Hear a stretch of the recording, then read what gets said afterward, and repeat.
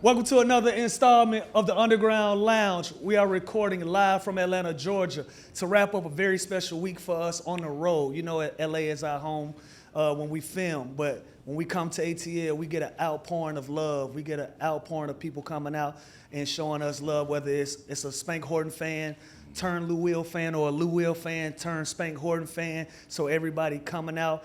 And we just wrapped a great session with two of our brothers, but this one is special to me because this is my big brother. This is one of my OGs. Like a lot of people call me OG these days. He's somebody that I can call him an OG. Okay. Not only on the court, off the court. You know, as we get into this podcast game, as we get into this media game, he's considered one of the OGs in media now outside of what he's been able to accomplish on the basketball court. Half of all the Smoke Productions, half of all the Smoke Boxing, half of all the Smoke. My brother right here, he shared that space with my other brother, Matt Barnes. Ladies and gentlemen, give it up for Steven Jackson, Stack 5. Stack 5, baby. Stack, what's up, my brother? Honored to be here, man. I've been waiting to get on here with y'all. Y'all know I rock with y'all. Before we start, though, salute to y'all. Y'all have done so much in a short time. You know, coming into this space, a lot of people be like, man, it's everybody with a podcast. There's too many people with a podcast. But what y'all do is authentic because both of y'all have your own stories to tell, and y'all tell it y'all way. So salute to y'all and everything y'all done in such a short time, bro. Appreciate it. We appreciate that, bro. Thank you, man. We've had some talks with y'all. Trying to say, hey, how can we get up under the umbrella of all the smoke? Talk to us. Yeah, man. Sir. And I want to start there, bro. I want to start with media, and then obviously we'll get into the good shit. You know, we tell our stories and kick it once the tequila coming in. First things first. Yeah. Shout out to my brother at Diploma for doing his thing, bringing the tequila in. Black on. Yes, it did. Shout out to him. Yes, Shout out sir. to him. And my brother Stack, you came through with your tequila, man. Walk us through, brother. Shout out to my brother Matt Barnes. We have a mezcal called the Neos. That's rings in Spanish. And got our logo in front of it. It's in L.A. and California right now. I mean, L.A. and New York right now. Sold out in both spots, but we coming to the South. But we got our own shit now, black owned. You know how we do it. Let's get it. Come on now, let's get it. Now, I want to start from the top with media, with all the smoke, cause man, y'all are one of the most successful ones, and you could tell y'all just moving on a different wavelength at this point. Like the interviews that y'all been able to get. The respect value that y'all get. Y'all taking this thing on the road now. You done got into the boxing game. You was able to get well-known, real boxers that we respect under the umbrella to give them they imprint. I see you working with Shady McCoy and Deshaun Jackson as well. But what y'all been able to accomplish as a duo? First of all, how did it start? Because you and Matt kind of like an unlikely duo if you don't know no better. Yeah. So if you don't know no better, how y'all relationship start? And how did that turn into y'all creating all the smoke? Well, our relationship started, you know, when I got traded to Golden State. When I got in all that trouble in Indiana, they instantly traded me. What happened? You in trouble? Of course, y'all know about the brawl. Nah, that wasn't no brawl. It was the Malice. Malice in the Palace. That's what they call it. Got a whole And you tried to undersell it. But it wasn't even no brawl to me anyway. That wasn't a brawl. Right, You know what I mean? That wasn't even no brawl because everybody wasn't fighting. Yeah, that was a mainstream brawl. I had more teammates watching than anything. You know what I'm saying? So that wasn't a brawl. You know what I'm saying? But yeah, you know, when I had to go up there and hold Ron down. What You know what I'm teammates saying? wasn't fighting? Hold on, let me look. Hey, look at it. Look at it. It's a lot of them. They should have just sat in the stands and watched. Right. Yeah, because they wasn't doing nothing. That's But, you know, crazy. we don't come from that. Yeah, I had teammates that did fight before me for one time. Yeah, well, he didn't come from that then. Yeah, definitely. That's how I Because looked at it. we was raised one Right. fight, we all fight and We deal all with the fight. consequences Yeah. later. They teach you that at 4 or 5 years old. Exactly. You know what I'm saying? You start rumbling and getting the cop like, what the fuck happened? Yeah, Yeah. you ask What was questions that about? later. What happened? Yeah, what was that about? But y'all developed y'all friendship when you got traded there. Yeah, we got traded because, you know, since we talking about it, I got in the brawl, then I got in the shootout at the strip club a year Okay, right well, before let's that. start with the bullshit stack. I'm going. just saying, you asked it. No, nigga, I got notes. I was gonna If, get hey, that. hey, if I'm going to keep it real with anybody, let's keep it real with you. Let's do it. Let's You know do what it. I'm saying? All right, yeah, let's start there. So the next year after, I was already on probation from the Malice in the Palace. You know, I had to do some time in some probation time in Detroit for that. But while I was on probation the next year, we was at a strip club before the season, and we all went out as a team. me and Al leaving the club. As we leaving the club, Jamal Tinsley is getting chased out the club by some guys. It just ain't. I was in my car. I could have just pulled off. What easily? Right. You know what I'm saying? And went home. Al must didn't see him, so Al kept going. I hopped out. My pistol, you know what I'm saying? Al must have didn't see him. You know what I'm saying? Al must didn't see him. You know what I'm saying? I'm gonna leave it at that, right? You know what I'm saying? Al must didn't see him. What happened? Nigga, you know what happened, nigga. I get out. They end up surrounding him. I end up letting shots off and end up getting hit by a car where it knocked all my teeth out. And I had plastic surgery on my lip for 2 hours with no anesthesia. Damn. They couldn't numb my lips because my lips were so swollen. They had to do the plastic surgery. So cut my lips, take stuff out of my teeth, all that for 2 hours with no anesthesia. I dealt with all that shit, you know, second time trying to help somebody. First time in the brawl, I was helping Ron. This time helping Jamal. I'm off niggas. Yeah. I'm off niggas. Yeah. Straight up. I ain't putting myself in this position. I'm off niggas. Yeah. I'm off niggas. Ain't none of these your fights. Ain't none of these my fights, my nigga. But you know, me just being a stand-up nigga, you know what I'm saying? I'm gonna ride with you, you know what I'm saying? And I end up, you know, getting traded probably 2 weeks after that shit happened to Golden State. Golden State, okay. Which was a blessing in disguise for me because I was able to come back and be the basketball player that I knew I could be. You know what I'm saying? That's how me and Matt became friends. Matt's mom had died as soon as I got there from cancer. And, you know, like I said, me being a stand-up guy again, everybody go home during the, you know what I'm saying, when the season over. I stayed the whole time with him, the whole summer. Wow. Smoked, you know what I'm saying? You know, just, Stand you know, up, man. yeah, so Salute to that. We built our relationship there, yeah. Did you know him prior to that, like friendship-wise? I didn't know him until I got to Golden State. Wow. Matt younger than me, so I ain't know him. Wow. And I built a relationship with him then. And fast forward, we both retired. We both doing Fox and ESPN at the same time. We doing all the shows.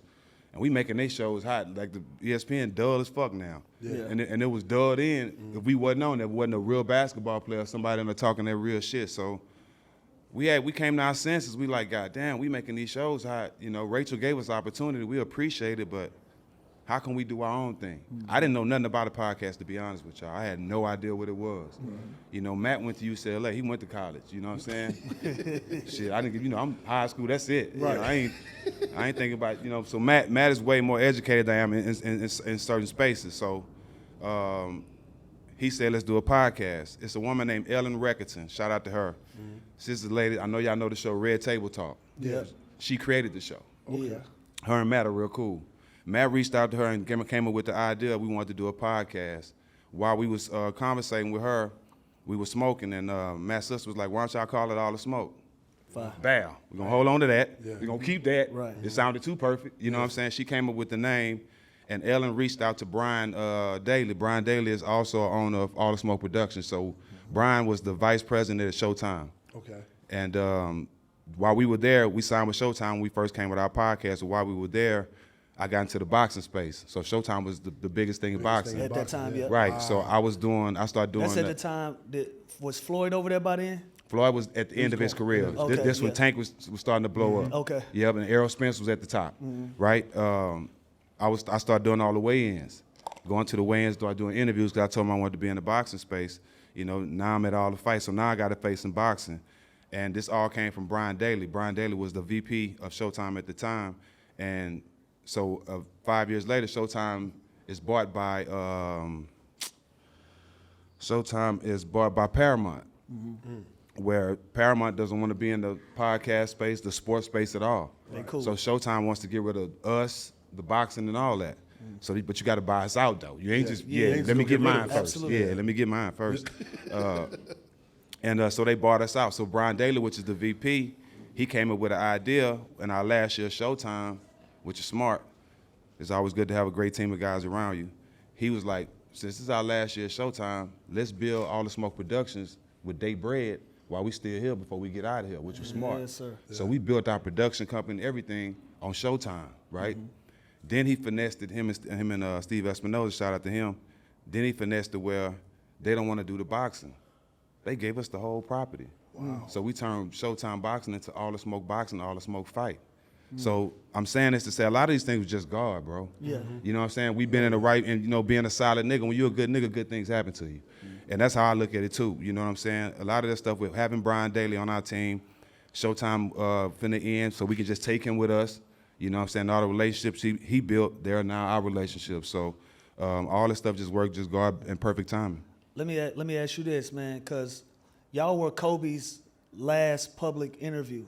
All the Smoke. I don't know if a lot of people know that, but the last interview Kobe did, it was with Stack and Matt. What's one of your more memorable interviews that y'all have done to date? To me, I think to me that's it. You know what I mean? Most people think I'll say Kamala, but that wasn't. It's on the paper. Okay, yeah, we get to that. It's on. Cause I got yeah. Kobe for sure. I mean, for me, growing up with him, and we all having the same goals to be great. Yeah. But to see somebody really see that shit through. Right. You know what I'm saying? Through the ups and downs. You know what I'm saying? And to be able to stay focused. You know what I'm saying? There's a lot of shit I wanted to do. So basketball was something I was good at, but that wasn't my main focus. If it was my main focus, I would have had a better career. Yeah. But I wanted to party. I wanted to be, you know what I'm saying? I wanted to rap. I wanted to do all this other stuff. That's why I didn't make the league. I was like partying. Stop. That's my reason why I just wanted to party too much. I feel you though, Stack. I feel you though, Stack. That's easy to throw out there, right? Yeah, when you're tall. I'm just tall. Yo, shit. I could have did it. Yeah, man. I forgot where I was at. Kobe. So just being able to talk to him, like I admired him as a teenager.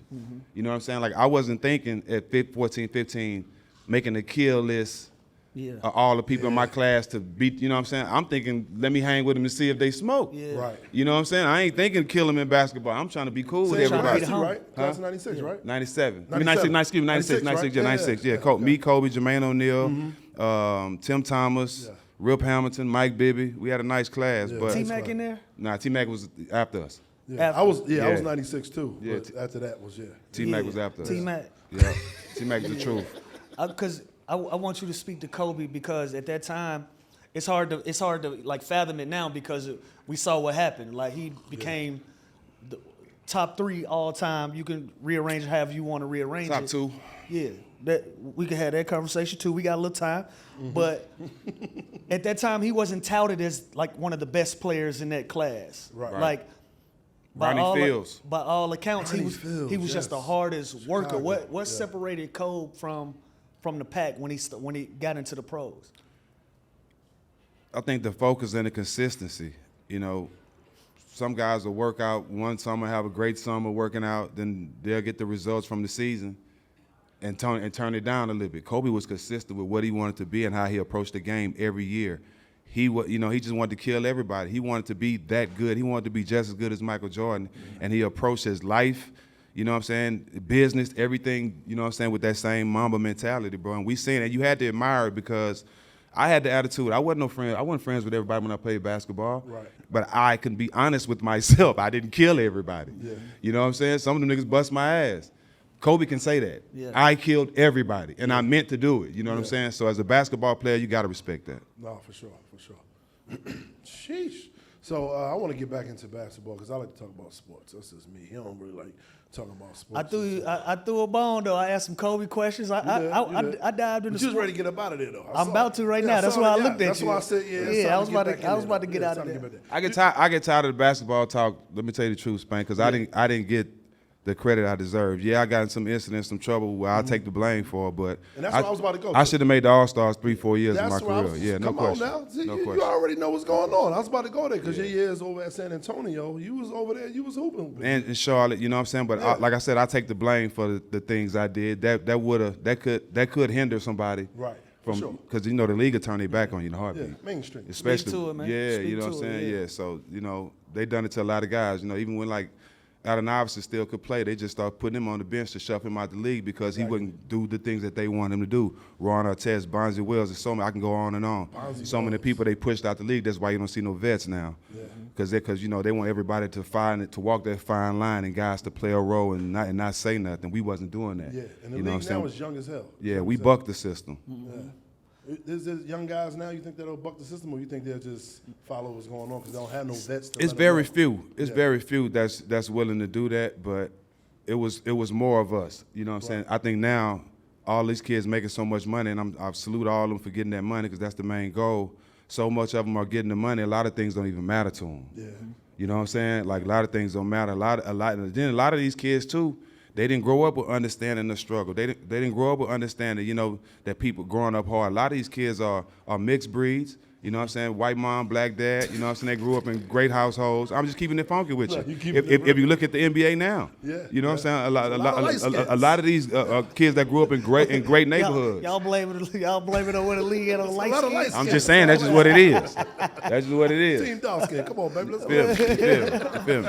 Hey, no, Stack. I get out the basketball bag. He gonna bring us back. Yeah, we gonna keep it going. He gonna bring us back. But I seen something today. I had no idea that you and Stephen A. was kind of having somewhat of a back and forth. I don't have all the context, so I'll let you speak to it. But you put something out that you was happy for him, that he was getting his money, he was getting his extension, and it was kind of like an olive branch. What started the back and forth between you and Stephen A.? Where that originated from? Well, one, I always respect them. I think men are allowed to disagree, but keep the respect there. Yeah, you know what I'm saying? We don't have. I'm not finna agree with nothing that no nigga say. If I, you know what I'm saying? If I really don't in my heart, I don't agree with it. I'm not gonna say I'm not a yes man. So even I don't give a fuck who Stephen A. is. I disagree, nigga. I disagree with you too. Right. For sure. You know what I'm saying? I disagree with a lot of his shit too, though. And he know that. Yeah. You know what I'm saying? And when I see him in public, I give him his props and all that, hug him and all that. It ain't no bitter shit, but. He was going too far with Kyrie at one point. Sure. You know what I'm saying? Like it started getting personal. Yeah. You know what I'm saying? And I think he said something else I can't remember at the time, to the point where I had to address him on social media. Colin Kaepernick, probably was that. It probably was that. You know what I'm saying? But it's been a couple things that I would. But I respect him because he's a black man that's done a lot in the media space. You know what I'm saying? So I don't attack him personally, but some of his takes, I go at him at. And then one thing about me, bro, I'm secure, bro. I got a beautiful wife. I got a beautiful family. God's been good to me. Salute to so that. you know what I'm saying? Like, look, I see that smirk. Yeah. I don't have no problem, you know, with saluting another brother when it's time to salute him. Like even the other day, like I don't agree with everything Shannon Sharp did, but Mac asked me who had the best 2024. He named 20 people. And I said, you all wrong. Nigga, Shannon Sharp won this year. And I can give him that because he did that. Give a man his props. Right. You know what I'm saying? He did his shit. So I ain't that type of person. But if it's something I don't agree with, I'm going to speak on it. And, you know, a fight come with that if that's how you feel. He got me and Shannon Sharp on the phone. Me and Shannon had had an issue before I was in media with the whole pandemic thing. It wasn't even a pandemic. He called me a snitch. Yeah. He called me a snitch because I said everybody in the NBA got two girls, whether they recognize them or not. Right. The truth. It was the truth. It was the truth. And listen, I'm just a nigga popping shit. If that ain't your truth, King, that ain't your truth. Right. You ain't got to fight to that. Yeah. I was just know nothing about that. Yeah. Right. And so that's just what it was. That's just what it was, bro. Yeah. He knew nothing about that. And he called me a snitch, but I knew they was on the same network. So I called Stack. I said, hey, I need to have a conversation with him. No problem. And no, straight up. And in 5 minutes, I was on the phone with Shannon Sharp. Yeah. It is Shannon Sharp fact. Hey, man, I ain't mean no harm. I said what I said. Right. I apologize if I offended you. I threw that word around too loosely. Yeah, we don't play with that. Yeah, we don't play because I said, yo, where I'm from, brother, you calling me something, whether it's true or not, it's going to stick. And people not going to give me an opportunity to defend myself. Facts. So you calling me a snitch because I'm saying something in jest, by the way, but my perspective, I felt like I lie. Yeah, you didn't. You did. My perspective, but in the context that I was saying it wasn't like I was saying, this motherfucker cheat on his wife. It was like, nah, y'all keep want to talk about who I'm dating. I'm not special. That's all I was saying. Mm-hmm. Right. That was the context of me even bringing anybody in it. Like, yo, what I got going on, trust me. Yeah, it's going around. A lot of times when people make them type of comments and respond, it says one thing. That you're not where I'm from. Right. You don't understand. You know what I'm saying? You never had these experiences, so you just speaking out of turn. Raise your hand next time. Yeah, that was media training right there. I was gonna say, motherfuckers don't be having no bitches. Raise so your hand they don't be knowing how the game go. That's what I thought you was going to go. But Stack, even Stephen A., the night I got drafted, while he's on TV, like this is a time for me to celebrate. A lot of people. He was on TV and he said, the NBA is donating a jersey to me. And he said something to the effect of my family he said I feel sorry for his family because the Sixers just donating him a jersey. Hey, now hold up. See, now do he know what old dog did? That man at the store when he said he feels sorry for him. See, niggas don't be thinking. Go ahead though. But he said that, and I held that hate for Stephen A. until I ran into him. Mm-hmm. But by the time it took me damn near 10 years to run into this man in person. He was in Philly too, though. It took me 10 years to run into him in person. And I walked up to him and I said, "You still think my family feels sorry for me, bro?" And he said, "Absolutely not. You a motherfucking dog, and I apologize. I was completely wrong." Wow. You did what I'm saying? And from that, I've developed a level of respect for Stephen A. Where I respect what he do in the media, but I always just feel that energy. You know what I'm saying? But you always had in the back of your mind, if I wouldn't have ran up on you, would you have came to me and apologized? Would you have gave me that? Yeah. You wouldn't have. Yeah. Nah. So I got to keep that energy, you know what I'm saying? I got to keep that relationship where it is. But so still, today we finding out all the smokers, it's not about smoking. It's about... Definitely ain't about smoking, but we definitely do that. Because you know what? A lot of these is old topics, but me and my brother, we don't really get an opportunity to sit down and kick flavor, man. Like, he been trying to catch up with me for like the last 2 months. And I like that you've been busy though, shit. That's what I was about to say. I like niggas I'm on this emotion. grind that he on now, so Yeah, I understand. He understand that I ain't blowing you off, bro. Like, I'm literally trying to build some from ground up like y'all brothers built. Right. And me and my brother right here, we moving around. Yeah. We moving around. But Stephen A was one, and you know, in this media game, it's funny, and I want to ask you, bro, because you done got into some shootouts, some little brawls, some little malices, some real shit. I don't want no problems with nobody today. I'm out the way. That's what I was about to say, because I find myself having more issues with people doing media and sitting in front of a microphone than I ever had in the NBA. Wow. I'm going to tell you what I learned. I don't read the comments. No, it don't even be the comments. It just players. You're talking about the players. Yeah, and I wish one of them niggas would. Nigga, as bad as they talked about me doing my NBA career with my family, I wish y'all would get mad at us. But I wish y'all would, bro. Said, "Hey, OG, I want you to understand. You might not realize it, but we listening to you. You one of the voices that we listen to. Yeah. And so when I say stuff, even though I'm being honest and I'm being upfront, sometimes my little brothers ain't trying to hear that shit. They take it to heart. From me because it's coming from somebody they respect. You know what I'm saying? And he made me more mindful of the things that I say when I'm in front of this microphone. And I told him, I said, "Yo, if you have a bad game and you stinking up, I'm allowed to say you stinking it up, nigga. Yeah.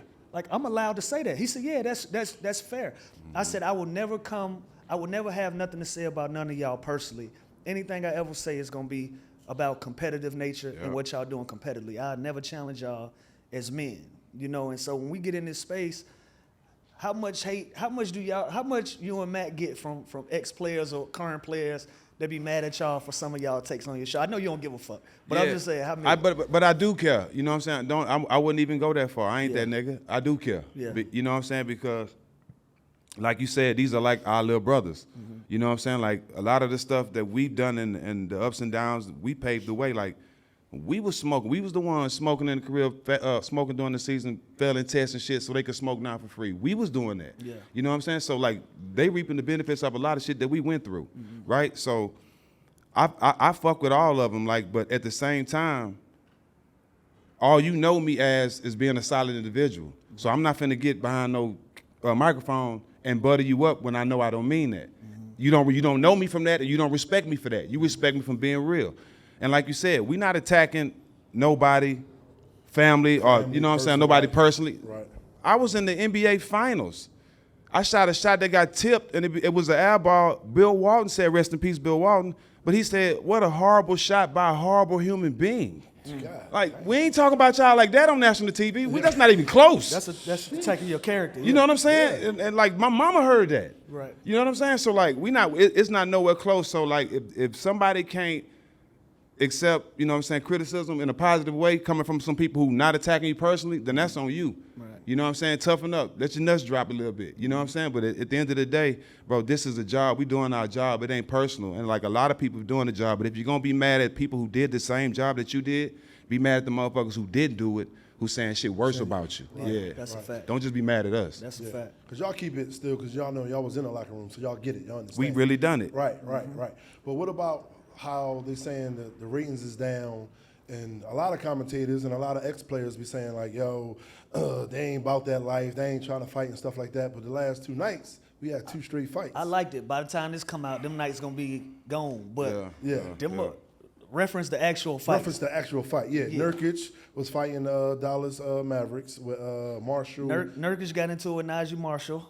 And the young boy in Houston. And what's his name? Amon Thompson. Amon Thompson. The twin. Yeah, twin. He went WWF. Tyler Hero can't come back from that. Tyler Hero either got to get a black chick pregnant or knock somebody out to come back from that.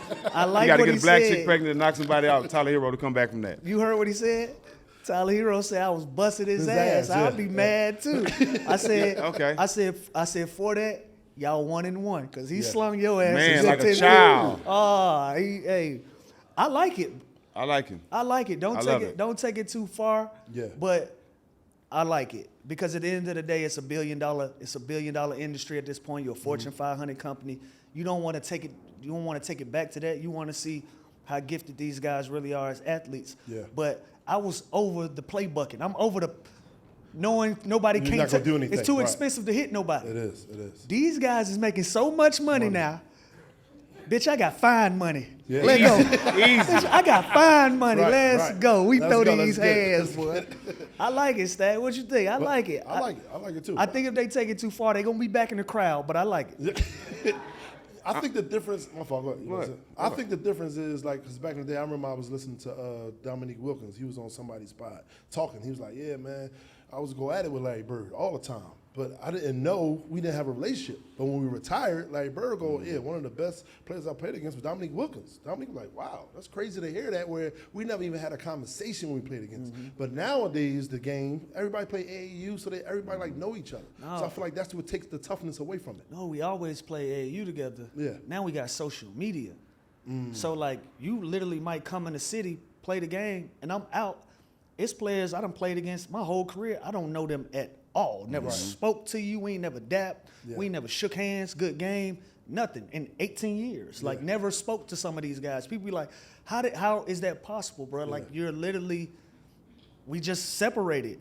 Right. You did what I'm saying? Right. But I think now with social media and everything, it allowed everybody to connect, and I think that's where you get some of that buddy ass energy. Yeah, Jimmy Butler said. I was worried about niggas telling on me, so I wasn't trying to be friends with niggas. You know, niggas. I was still 1 foot in, 1 foot out while I was playing. But the thing about the game is like, it's just a competitive edge. The fighting don't mean they compete. Right. You know what I'm saying? Like Tyler Hero said, he might be just getting mad that he getting his ass bust. Right. You know what I'm saying? But like the way the game is structured, high points, a lot of shots. It ain't no bump and grind no more. You know what I'm saying? Even you was a small guard, but you posted up. None of the guards post up no more. Everybody is throw the ball, come up and pick and roll. Like the game is totally different. So that's not entertaining to people who really true fans of the game. The hardcore basketball, the black top field, we had that. You know what I'm saying? We played hard on both ends. It's times where guys that I was best friends with, like Al Harrington, by the third quarter, bitch, fuck you. That's how we talking to each other. Right. Nigga, you know what I'm saying? Like in real time. You know what I'm saying? Because I'm trying to win that bad. Soon as the game over, I'll meet you at the spot. You know what I'm saying? But during the game, they don't have that no more. Wow, you know what I'm saying? So like, I think not only the fact that we had to work harder to get there, like we have to go through more. I think it's easier now, you know what I'm saying, with social media and all that stuff. Like you can find out about somebody that's really not known or didn't really go to college now because he can get a social media presence, have one big highlight tape. But one big game at the LA Summer League, now everybody know about it. You know what I'm saying? We didn't have that. We had to work harder to be known and be seen. So I salute them for what they're doing, but the game got to get back to the bump and grind part for the Raiders to get back. Right. Do you think what's that got something to do with it? The whole walking into the arena now, they showing the fashion and the styles and stuff like that. A lot of these niggas divas though. I mean, what you mean? They are, man. Bro, let me tell you.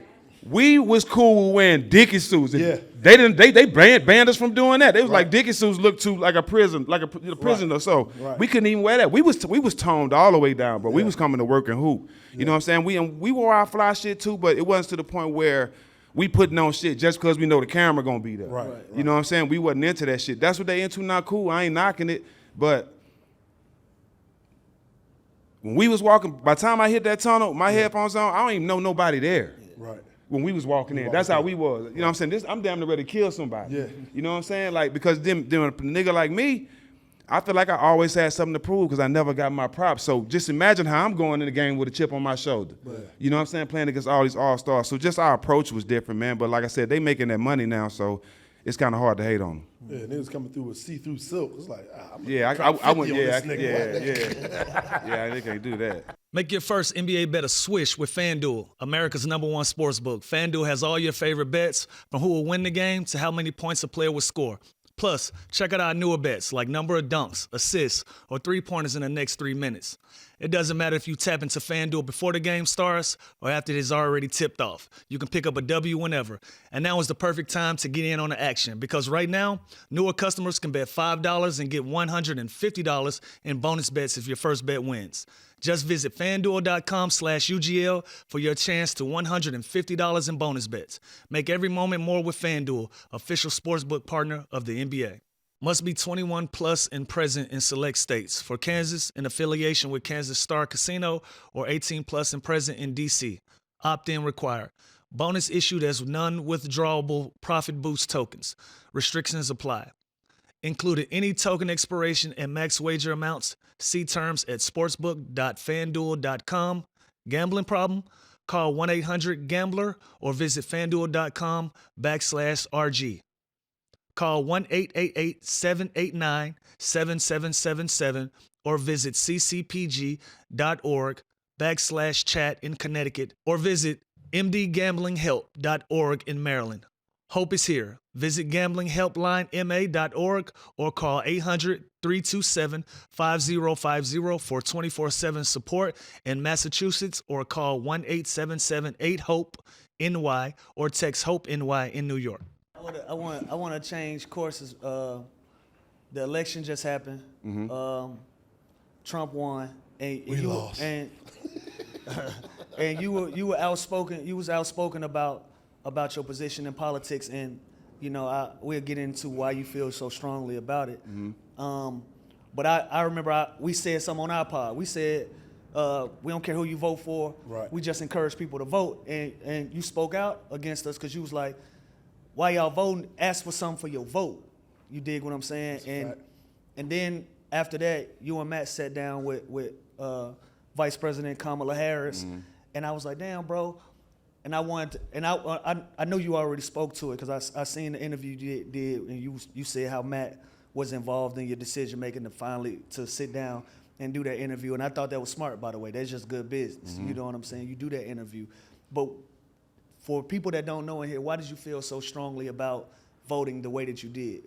We're asking people to ask for something for your vote opposed to just going out and voting. Yeah, I mean, with me, bro, like, it's a lot that I was taught as a infant, as a child, that I definitely don't believe as an adult because I've taught myself over the years, right? Yeah. It's a lot of stuff you took that they made you believe that you know ain't true. Right, facts. Right? So with politics, to me, it's common sense, right? Politics to me is hope dealing. Like, it's common sense to know what we need to give us equality, to make us equal. They know, everybody know what it is, but they won't do it. So I'm not gonna be somebody that's walking around blatantly being dumb. Like, I don't know what's going on. I would never stand behind two parties where I know that you know what it takes to make black people and the people that built this place equal. Because the same people that has the power to make it equal are the same people that put us behind. It's common sense, bro. Yeah. And why would I vote under a constitution that was written by people who had slaves, bro? Yeah. The Constitution wasn't written with us in mind anyway. We all voting under that same Constitution. So if I'm gonna vote for somebody, let it be a motherfucker that's gonna walk in there and cross his legs like this and say, look, before we do anything, let's rewrite this shit where we got every race and everybody here that got an opinion on how this shit is written. Then, you know what I'm saying, we can go forward. But until then, bro, I'm crossing my legs and I'm staying out of it. Absolutely. So what made you sit down with Kamala Harris and do the interview on y'all platform? So me and Matt talked about it. Me and Matt went at it for about 4 or 5 days. My wife right there will tell you, I stopped answering this call. Me and Matt don't never go through that. Like, this is the first time we actually beefed because I know, bro, why y'all want me to do this. Perfect example. I told him, do it by yourself. They came back. We ain't doing it without Jack. Why? Because I'm the face of the biggest civil rights movement in history, bro, Yep. with George Floyd. Yep. In history.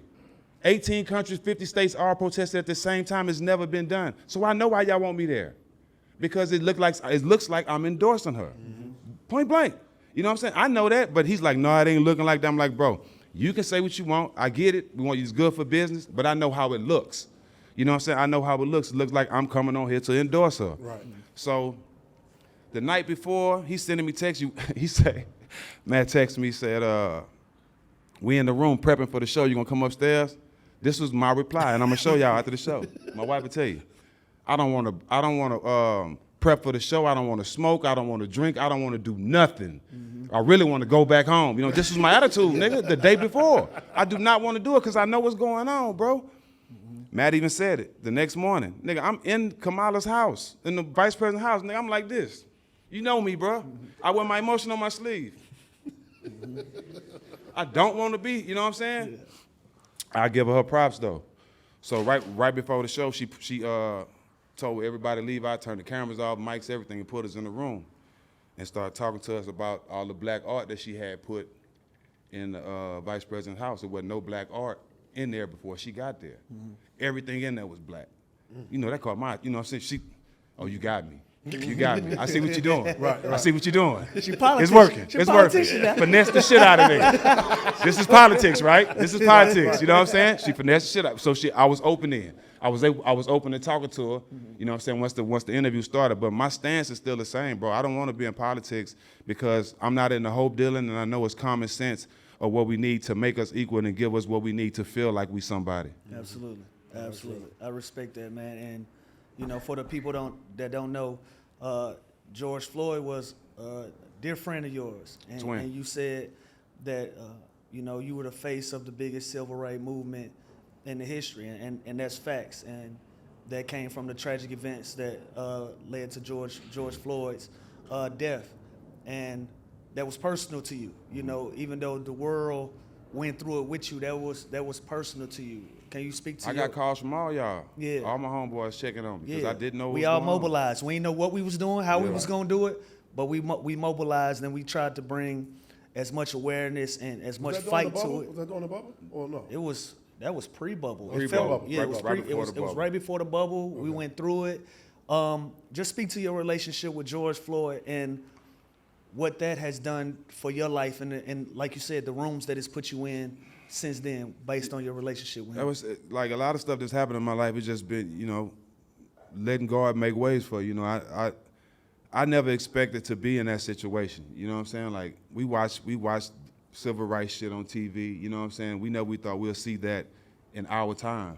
You know what I mean? Her mom called me one morning. I'm on the couch sleeping with my daughter, and her mom is texting me. Her mom, she's from Minnesota. Her and her mom from Minnesota, and we talk about injustice by police all the time because it goes on a lot in Minnesota, even before George Floyd. Yeah. You know what I'm saying? This is one of the states where it goes on a lot, right? So she blowing me up, telling me, showing me pictures and stuff of what's going on. She don't even know that me and Georgie called each other twin at the time. So I'm on the couch, sleep with Sky, and my phone ring again from my homeboy Mike D, where it's just blowing up. So I kind of answer. He say, "You see what they did, twin?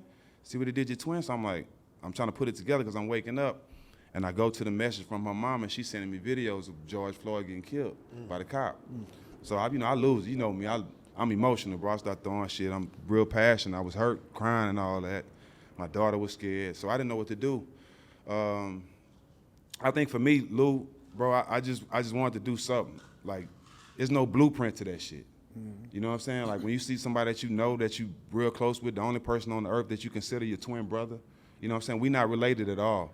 A friend of mine that knew me, that raised me, told me he knew somebody that looked just like me. And the first time when me and Georgie seen each other, our first words was, "Who your dad?" And it was like, "Who your dad?" That's how much we look alike. You know what I'm saying? I got pictures where we look, you know what I'm saying? So instantly we had a bond where every time my season was over, I'm headed straight to Third Ward. And this was the time I was sipping syrup a lot. So I'd go hang with him, we'll sip syrup and just hang all summer.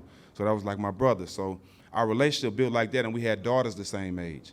So, you know, we really talked about that. And you know, if you really from it, you got people that you cool with, especially that you really love, but they're grown men. So even though you want the best for them, you can't change the trajectory of their life and what they want to do.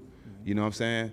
And as much as I wanted to save him, I got my own priorities. You know what I'm saying? I can't just, you know what I'm saying, do what I want to do for him. So, you know, Georgie had his own life. He ended up going to Minnesota because he went and got a CDL license to change his life. That's what he was out there doing. So when all this happened, bro, this how God worked. I genuinely didn't even want to be involved in it, right? She'll tell you. His cousin Wu that was speaking for the family, I don't know none of the family. Never seen none of them. I know the two sisters, they both in the streets, and I know his nephew Wu. I never knew his brothers that was speaking or his sister. I've never seen none of those people. Where Wu from? Wu from Third Ward. Okay, I'm just. Yeah. I know a Wu that live in Minnesota. Wu from, Third Ward Wu. Okay. His George Floyd nephew.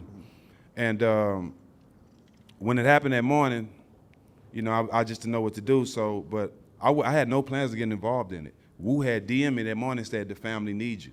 I never checked it. A couple of days later, George Floyd's daughter's mother, Roxanne, reaches out to me. She was like, I need your help. I'm like, what's up? What you need? She's like, I need you to help me get a lawyer. At that time, she was with the family in Crump. She said, Crump told her, walked off camera and told her, let me take care of the family, but I know it's about the golden child.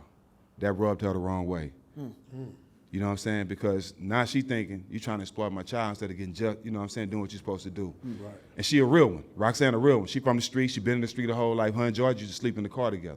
So she a real one. And she reached out to me, asked for help. So that's how I got involved. She asked me to help her and Gianna. You know, she knew I knew how to speak in front of that camera. I knew how to speak and say the things that needed to be said for her. And as soon as I got involved, a lot of things started happening. You know, Kyrie sent him $250,000 and bought him a house. Mac Main and Lil Wayne bought him a Benz. Like, a lot of people start pouring in because of my relationships and seeing, you know, I had Jamie Foxx came, stood right by me side by side during the whole time. You know, I was protesting, and so a lot of people supported me, bro. But, like, you know what I'm saying, I never really had a chance to thank a lot of people, but I'm glad we here today because that person over there, she made all that happen. Like, I called her. Who that? Give her flowers, King. Yeah, okay, right there. Andrea, Theory Communications. Yeah, I called her that morning, and these were my exact words. Sis, I got to do something. I don't know what to do. We need to do something, you know what I'm saying? And she put all that together. We had the press conference, and I think that was the biggest press conference the whole time of what we did. We had everybody there, Jamie Foxx, Bun B, everybody. And I was just leading with my heart, bro. Yeah. You know what I'm saying? I wanted to do something, and when I knew I had to speak for his daughter, that's when things got triggered for me, because my wife would tell you I started getting death threats. You know what I'm saying? Like, I lost a lot of money. Crazy. A lot of people backed away from me. You know what I'm saying? And I didn't even go up there on no Black Power shit. Like, I could have went up there on some real Huey, you know what I'm saying? Huey Newton shit. But I was like, I'm speaking for all people who love everybody. Yeah. You know what I'm saying? I wasn't just there on just no dumb nigga shit. I really spoke, you know what I'm saying, with some sense and articulated what I wanted to say and why I was there. And a lot of people understood it, man. And like, even though we got justice and we had a little change, shit still hasn't changed. They still killing niggas. I was gonna ask you, what you feel like? Do you feel like that? I don't want to say help or hurt. We got justice for Georgie. For that, yes. But we still getting killed. Nothing's changed. Nothing's changed. Nothing's changed. So that situation basically because he doing time. Yeah, but they trying to get him. They trying to finesse it. Yeah. I don't want to get too deep into it unless you're comfortable with it, but I saw some reports where even in death, they still trying to find a way to blame Georgie. They saying he had something in his system, if I'm not mistaken. It's crazy. They're trying to dig him up to do more tests on him, which is crazy. Ridiculous, bro. Only us, though. Yeah. Only us, though. For sure. I want to get another shot of you. Yeah, we get another shot. I the lovely. Let's give the bartender back there a hand. Can you bring us a couple more, please? Couple more. Yeah. So she been looking out. She been doing her thing. Stack, I want to ask you about some more sports. Let's have some fun. Let's have some fun. Cause you know I'm gonna tell you the truth. Yeah. and you know what? I need it. I need the truth. Big 3, man. You recently said, I'm done with the hooping. You made it official. Yeah. Now you gonna coach. Yeah. what do you think is the ceiling for the big three? How successful can it be? And I want to talk about some missteps because I feel I got a bone to pick. It ain't a major bone, but I got a bone to pick. What do you feel like can make the league bigger than what it is right now? Guys like you coming to the league and what they continue to build, I think they starting to understand that in order to get guys like y'all, the big three has to conform more into a professional league, and they taking steps to do that. So now they got owners. So now they changing it where you have billionaires that has bought big three teams. So they're actually moving teams to a city like in the NBA. That's what they're doing now. So they're trying to make it more like a league now. And I think they're cutting off like 4 to 6 teams. They're doing that now. So they're building the league the right way, being on CBS, having Apple as a sponsor and Monster and all that. They're going the right direction. I think, oh, you want this straight? I don't want that straight. I'm gonna drop it in there. I'm gonna drop it in there. I'm gonna see what's going on in there. Yeah. You know what I'm saying? Yeah. What was I? Hold on, my brother. Let's take a shot. Let's get- Stack don't want hit. You can drink- toast one okay. here. I drink it. Smoke Where it. was I though? Where was I though? You were saying they were building it out. Now you got owners, and now they moving more professionally. Say it again. The league. I smoked before I came here, and I took some shrooms too. All right, there it is. But you said now they're moving more professionally, and they take guys like me. With that being said, do you feel like there has to be somebody to be an in between to develop them relationships to get us in it? Because I felt like personally, what stopped me from doing it, it confused me. Mm-hmm. It had confused me, and nothing but respect for Cube. If you know anything about me in the Big Three, I was at the very first Big Three event in Brooklyn, New York. Mm-hmm. I was there because I thought it was a dope ass concept. It was fired up too. It was black Whoopi on. Goldberg. It was black on. It was Cube. Right. I was like, hell yeah, this is dope as hell. I went to go check it out, and I was a fan. And so at that time, I was like, at some point, I'm gonna do this. Yeah. Like, I'm gonna do this. This looked like something I want to be a part of. And so once I finally retired, you know, Cube and I had a couple of conversations, and we couldn't get on the same page. And then Caitlin Clark took off. Mm-hmm. And then you had the Caitlin Clark thing, and I felt like the second time around we were negotiating to get it done. The timing was off. Mm-hmm. I don't know, you know, he's not in the sports world. Right. So he's moving as an entertainer, as entertainment. Let me lock in talent. Mm-hmm. You know what I'm saying? So I don't think he realized what he had presented, how he had presented it to us. The offer was low. Go ahead. No, the offer was fine. Okay. The offer was fine. I was involved. I know. Oh, I felt like the offer was fair for what was going on. I knew what the most was getting paid out. Yeah. So I thought the offer. So you knew the whole. Okay. Yeah, I thought it was fair. Right. My problem with it is how it was packaged to me. Mm-hmm. It was like, yo, we not short on funds, but like this what we working with, and we just trying to do what we can with these funds, with this budget that we got allocated. Right. That's a better way to put it. Okay. The budget we got allocated, yeah. this what we can accomplish. And so I was like, you know, that don't really scare me off. I'm interested. So let's start getting down to the particulars of it. Mm-hmm. And I still ended up saying, you know what, I think I'm gonna take another summer because at that same time I started coaching my daughter, and so I started spending my summer with her. And so Cube hit me and Glove hit me too. You know, shout out to Dion Glover. Dion Glover was working hand in hand with Cube to try to get me involved in the league. And they say, yo, we offering this to a few different guys, but if y'all sign in like the next couple of days, we'll give y'all a $50,000 bonus, and we'll give y'all X amount of dollars a game. I don't want to fuck the money up for nobody trying to get in or out. So, you know what I'm saying? I've been eating for years. You dig what I'm saying? Yeah. So we'll give you X amount of dollars. And so for me, I did the math. It's 10 weekends, 10 Saturdays, Sundays. I'm like, that's a cool hit. Yeah. And I was pondering over.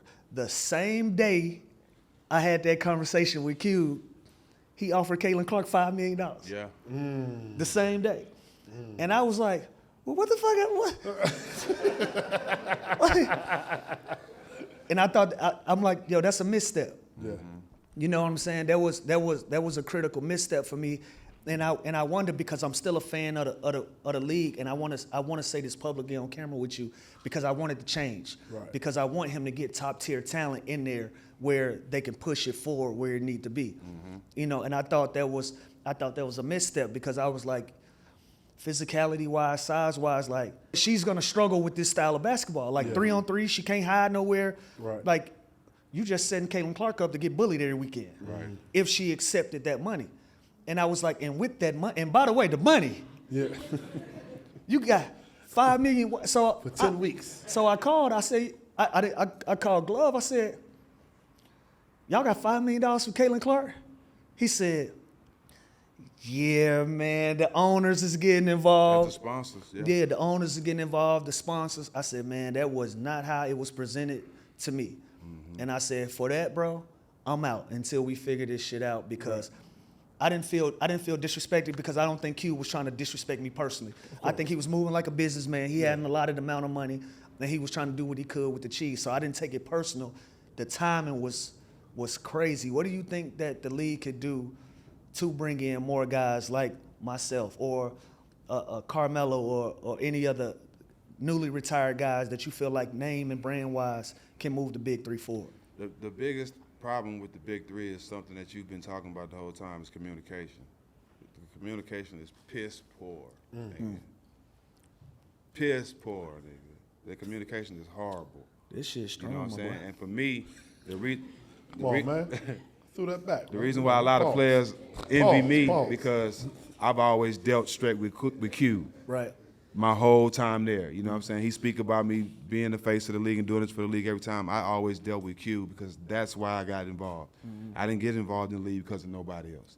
You know what I'm saying? So the communication, not from him, but the people that work under him, that work in the league, definitely could be better. Yeah. You know what I'm saying? I ain't throwing nobody under the bus under that, but in order for the league to get where I it think needs it's to get. constructive criticism. Yeah. And I've been a part of the league. I've been the face of the league. A lot of people, bro, it's been many a times.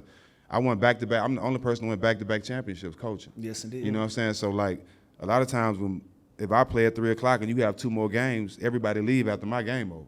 You know what I'm saying? I'm not even playing. So I can say this because I want to see the league thrive. I want to see the league win. The communication can be a lot better.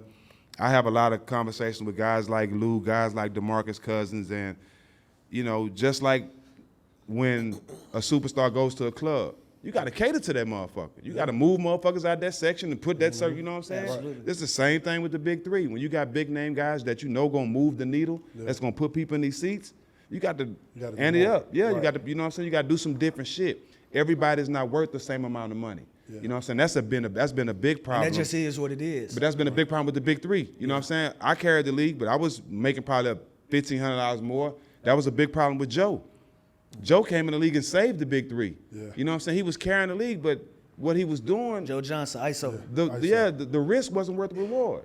You know what I'm saying? So like they gotta understand, you know what I'm saying? And like you gotta treat guys, you gotta bend and move differently for certain people if you want the league to be what it needs to be. I told Cube, I said, the only thing I need is I need my own locker room for my team.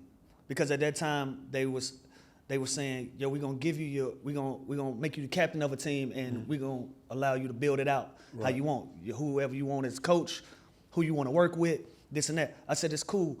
I said, I got a situation going on, and me and somebody don't see eye to eye.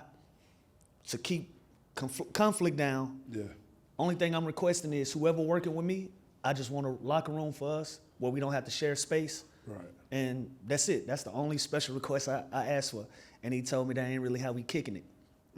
I said, now that shit, I'm glad that shit is super uncomfortable, and I'm glad I ain't got no problems with nobody over there, because it's easy to touch a nigga. I'm keeping it funky. It's so easy to, you know what I'm saying? It's 2 teams in each locker room, huh? Right. You know what I'm saying? You with a different team each week, and all the locker, you know what I'm saying? Like if a nigga had a real problem, it's easy. It's easy. And which we did. Yeah. Which we You did. want to get that king his flowers, or you want to move on? No, because Okay, I'm cool with the king and the queen. Oh, you be I'm good now. cool on all that shit. Oh, the queen has. Okay, all right. Oh my Yeah, let's God, keep it moving. You're on right. my mama. All that shit. Yeah. What you think? Well, what else you think? I think more like shouts out to Brown from the Celtics, played in the All-Star game for the Big Three. Jaylen Jaylen Brown. Shouts out to Jaylen Yeah, Brown. I feel like I know the NBA overall is not really, because I heard Cube speak out about it, like they're not really like meshing with them. But I feel like the players, maybe they can more like help out more. I'm probably not coach all summer. I think he started that. Why do you feel like the league not fucking with y'all? Cube, I mean, shit, it came out. They was telling people not to fuck with him.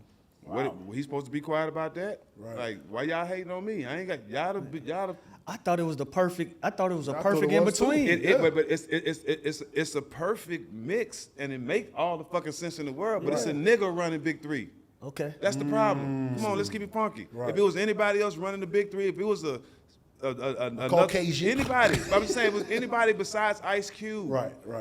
You know what I'm saying? Running the Big Three, the relationship would have been together. Because listen, this is why I say things are common sense, y'all. Shit ain't rocket science. Right. All the players, all the Hall of Fame players that the NBA trot around doing All-Star Weekend and take them to Africa and doing all that, all them are the coaches of the Big Three teams. Yeah. George Gervin, Dr. J, Gary Payton. It's more than that. It's more. Cooper. Oakley coaches. Oakley, but it's all Hall of Fame coaches that they trot around all year long to make money for the NBA. Yeah. To Africa, y'all trot these guys around. But y'all don't want to support the Big Three. Why? These are the same guys. Oh, because it's a black man on it. Crazy. Everybody won't say that, but it's common sense. Yeah. It's common sense. I'll give a shout out to Mark Cuban though. I heard Mark Cuban helped out. He one of the realest though. Yeah. Cuban one of the realest. Yeah. Anytime the Big Three come to Dallas, whatever if need the arena or whatever, Cuban making that shit happen. He ain't hating on Cube. Right. But it's a lot of people that do hate on him. That's what's up. That's crazy. I got to give him that. You know what I'm saying? Like a lot of people might not agree with his tactics. Yeah. But what he preaching is all facts. Because like I said, it makes the relationships make all the sense in the world because it's your players building another league. He about to turn Dallas up. He trying to get casinos in Dallas. Well, that's done. That's why he sold it. That's why he sold. Yeah. That's why he sold. Stack, man, we can do this shit all night, but before we let you go, we I'm got a gonna thing right here called a Fuck It Bucket. Hey, now Fuck It listen, Bucket. I'm gonna keep it Woo! gangsta. Our That's the Fuck It name, Bucket ain't been it? letting us down. Some of the shit been getting pulled ain't really like Fuck It Bucket material. Right. You Yeah. dig what I'm saying? But what we got in the Fuck It Bucket, shake the Fuck It Bucket around. Let's see what you got. Read And it out also- loud. Hold on. Let me say two things before I get in the fucking bucket. Let's do it. One, Yeah.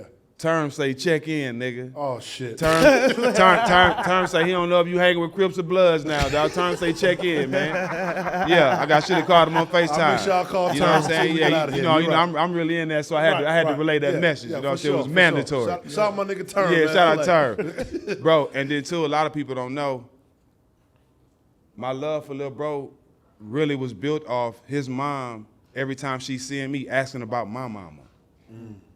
That's crazy, right? Right. You know what I'm saying? Before me and him had a relationship, I already felt like I had to be a big brother to him off the fact that how his mama went out her way to ask me about my mama every time she seen me, bro. I'm talking about walk across the court, wherever I'm at, give me a hug and ask about my mama. So I felt like it was my duty, you know what I'm saying, to love you and be your big brother, bro. I had to tell people that. So send my love to your mom and your whole family, bro. NBA Moms Association. Yeah, man, that shit real. No, it's they a gonna real ride, thing. dog. So it's called a NBA Moms Association. The moms got their own association. Their own gang. Bro, you saying that is crazy.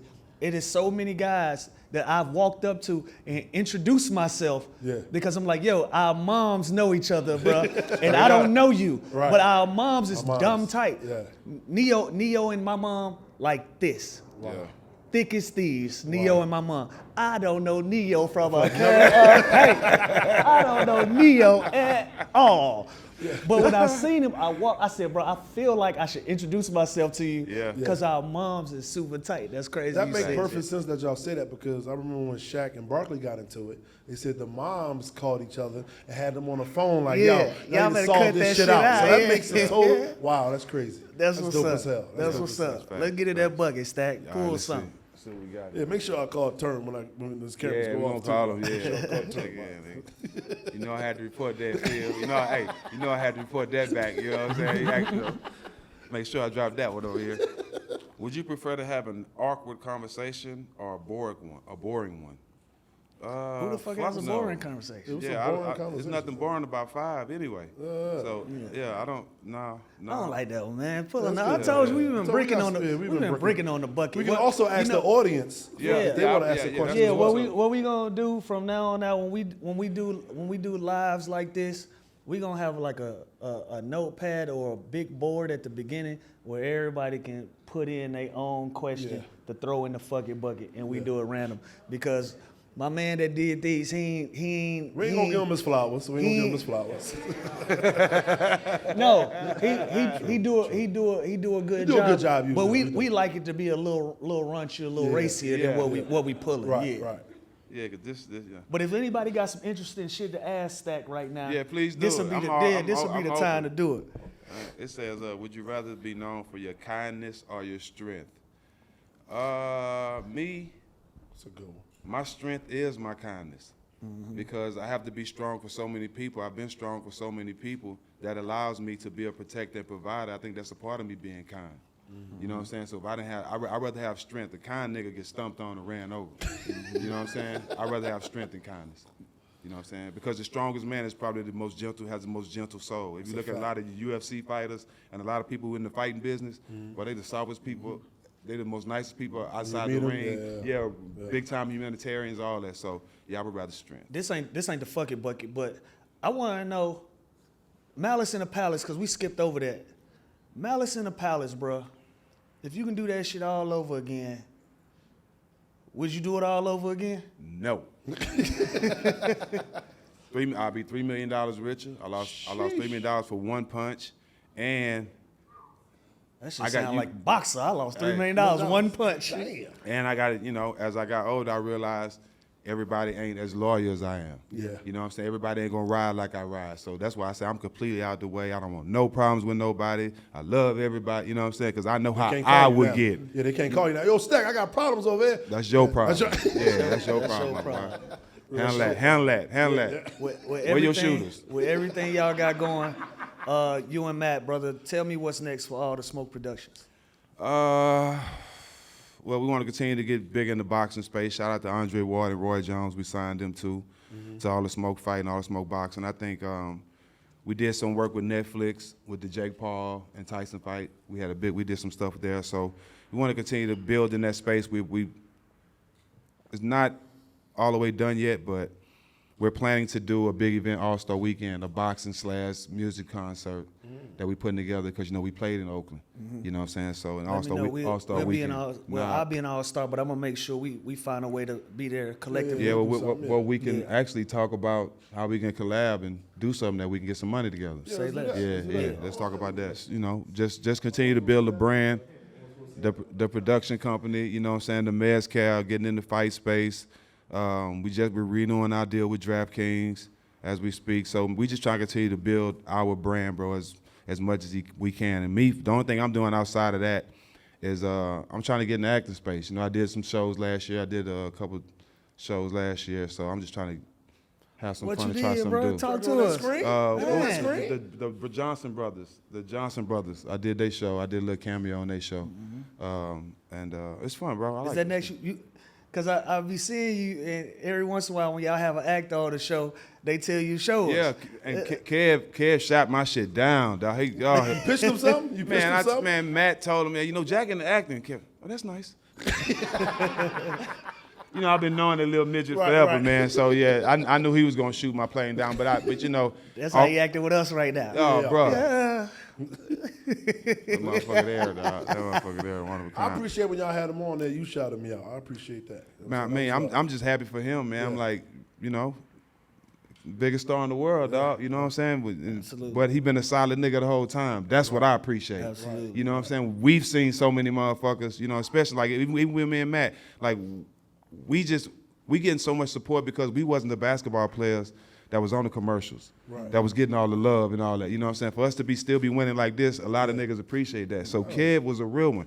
Kev was coming fuck with us. We was in Golden State pulling up to the club. You know what I'm saying? So to see him, what he doing now, you gotta salute that. Biggest star in the Man, world. come on, man. I love that, bro. Yeah, and I know incredible. this little nigga. Yeah, and we give him a hard time, but he's made it very comfortable for the Underground Lounge to exist. Yeah, for sure. As he should. I will For say sure. that he's made it very comfortable As a real for the one should. Underground Lounge We ain't to got to pay exist. no rent in LA. We ain't got to pay no rent, no cameras, no nothing. And listen, right. Woo, we had to pay some shit down here, though. Goddamn. Shit. Shouts out to Atlanta, though. Shouts out to Atlanta.